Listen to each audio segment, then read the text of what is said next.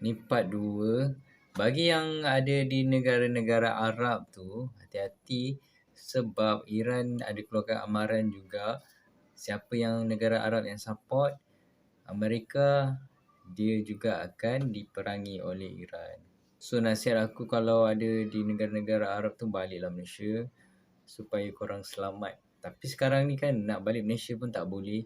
Penerbangan ditangguhkan, yang mana umrah tu kan.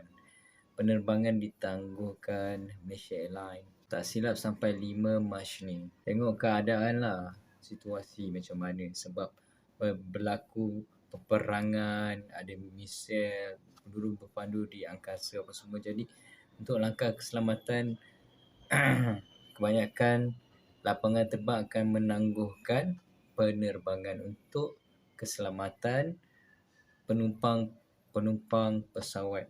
Okay, kita sambung. Kenapa Iran serang tu? Antara lain sebab untuk menekan negara-negara Arab ni supaya tak bekerjasama dengan Amerika. Dan diorang nak buat Israel ni, diorang nak buat negara The Greater Israel. Jadi siapakah penghalang utamanya? Iran lah penghalang utama dia. Sebab Iran ni, dia macam melindungi Masjid Al-Aqsa daripada diserang oleh US ataupun Israel. Kebanyakan negara Arab semua dah dikuasai, boleh katakanlah, oleh negara Israel dan juga US. Satu je mereka tak kuasai, iaitu Iran.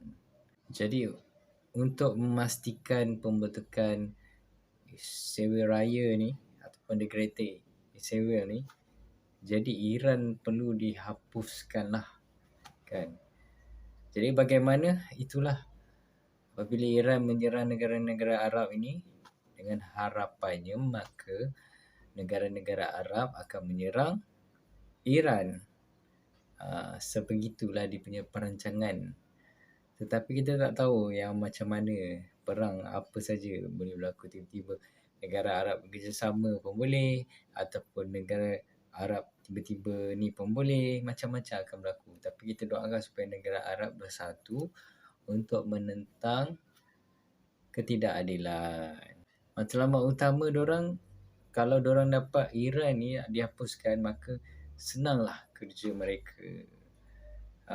Mula-mula mungkin diorang nak The Greater Israel, lepas tu mulalah pembentukan New World Order. Diorang nak menguasai dunia dan satu currency, satu negara yang menguasai. Lebih kurang